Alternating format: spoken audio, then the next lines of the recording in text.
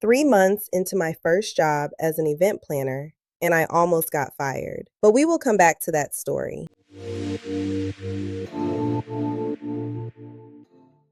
Hey, I am Kai, and if you just stumbled across this channel, I am really glad you did, because what we are building here is something I genuinely needed and could not find. Welcome to Events Unscripted, taking you behind the scenes of a world where details matter and people count. If you clicked on this video, something sparked your curiosity about event planning as a career. Maybe you planned a wedding and loved the process. Maybe you organized a community event and thought, I could do this full time. Maybe you are just curious about what this work actually looks like. When most people get curious about event planning, they usually find everything from starting your own business, wedding planning tips, and even decor ideas.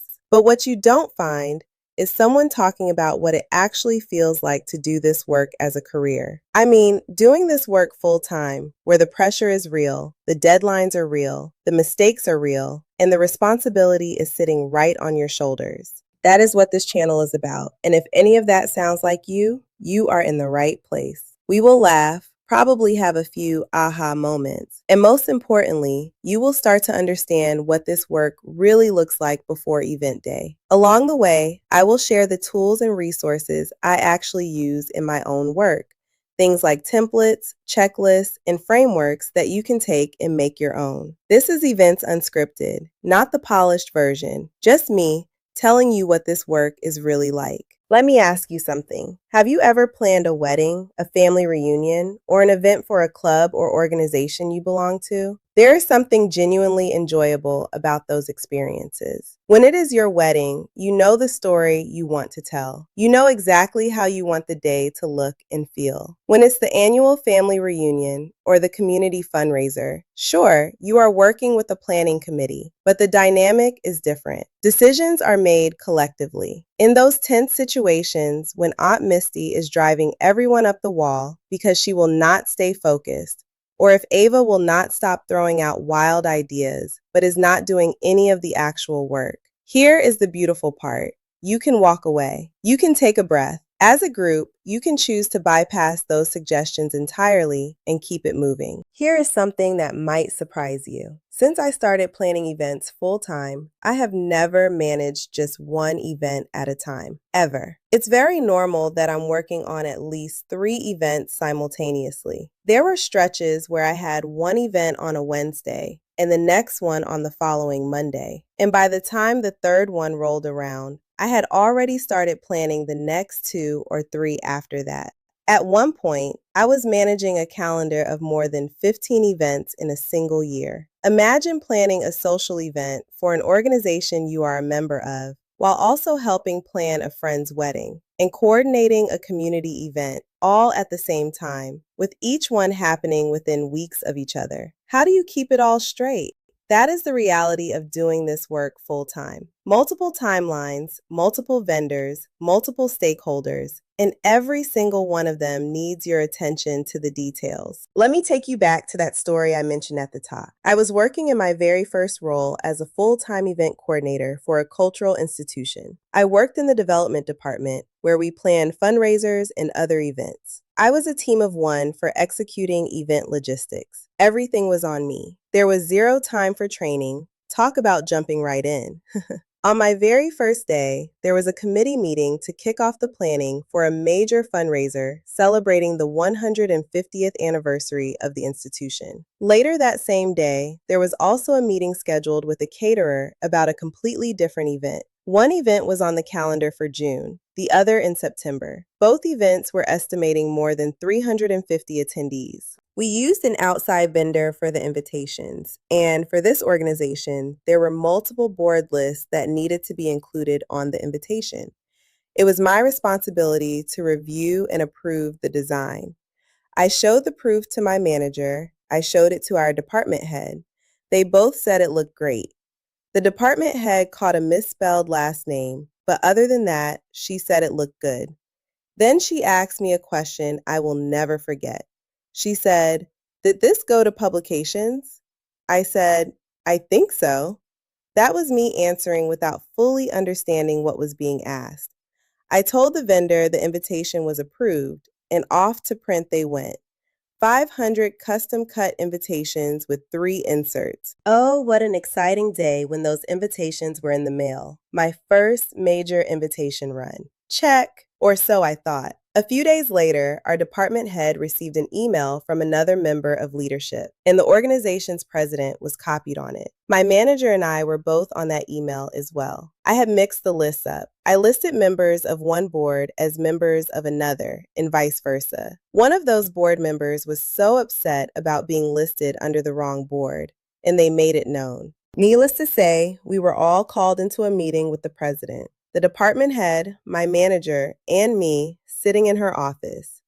She expressed her extreme disappointment in the mistake, the lack of attention to detail, and the carelessness in handling the process. Then she asked the room who was responsible. Neither the department head nor my manager said a word. As a matter of fact, they started looking out the window, at the ceiling, anywhere but at her. So I said, it was me. I approved the invitations. The president asked the same question the department head had asked weeks ago. Did this go to publications? And I answered the only way I knew how, honestly. I told her I was asked that question, and I responded with, I think so. But the truth was, I was not sure what publications meant in that context. Thinking back, I should have asked one simple question. What do you mean by, did I send the invitation to publications? There was some serious favor on my side that day. Instead of firing me, the president walked me through the process for any printed materials shared with the public. And I remember her exact words. She said, if a period is changed on a document that will be seen by the public, you send it to publications. I was a little over 3 months in, and that is what saved me. That and the fact that the president could tell I had not been properly trained. So when I say the responsibility is on your shoulders, I mean it. I wish I could say that was the only mistake I made. Stick around. There are many more for me to share. I want to be very clear about something. I am not a teacher, and I am not positioning myself as an industry expert. I am a fellow event planner who has been doing this work full-time for close to 10 years, and I want to help. When I transitioned into this career full-time, I searched everywhere for resources. I typed things like career and event planning and duties of an event planner into YouTube and Google. And what I found were resources about building an event planning business, DIY decorating tips and tricks, and maybe some current industry trends. But nobody was talking about what to expect when you make this a career. Nobody was talking about the operational side, the logistics, the behind-the-scenes reality of this work. You don't know what you don't know, and that limited what I even knew to search for. So it was on-the-job learning. It was learning from my many, many mistakes. And every single one of those mistakes taught me something. Think of it like going on an adventure, a little scary, a little exciting. I have already hiked this trail. I have already met the bears. And I am going to make sure you know what is in those woods before you get there. In this industry, things will go wrong. There is no avoiding it. Technology decides not to cooperate. A speaker's presentation runs short. Someone says they registered, but their name is not on the check-in list. The transportation for the wedding party breaks down while they are taking their off-site photos. Yes, that really happened. I can't wait to tell that story. When this is your job, you have to learn how to quickly and quietly solve the problem before anyone knows there was one. You do not have time to call a committee meeting and brainstorm. This is your show. But here's the really cool thing. You will surprise yourself every single time you come up with the solution.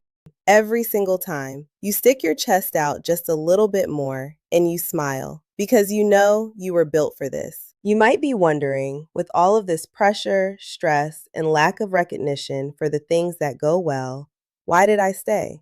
Honestly, in the beginning, I couldn't tell you why. But today, I can say with complete confidence that I absolutely love this work. I love that the person on stage can focus entirely on their presentation because I took care of everything. I made sure an extra copy of their script was on the podium in large print. I made sure their slide deck had been tested twice. I love that vendors can show up and get right to work because I communicated clearly about expectations, needs, and provided a detailed run of show that left no guesswork. I love seeing attendees flow through registration effortlessly because I made sure there was enough staff to handle the crowd. I love how someone's face lights up at a buffet that complement the event's theme because the caterer and I work together to bring that theme to life through food. For me, I am making a difference in the lives of every person in that room in that moment. The smallest difference is still a difference made. I love that I make everything seem effortless and easy to others. But the reality is, I've been dealing with chaos that no one in the room ever knew took place. If you are seriously considering joining this amazing field, stick with me because we are going to talk about it, all of it, the good, the hard, and everything in between. You have just landed in the place that talks about the unseen work of a career as an event planner, and I am so glad you are here. That is all for this one. If this was helpful, subscribe so you do not miss a thing. Wherever you are in your event planning journey, this channel was created with you in mind. See you next video.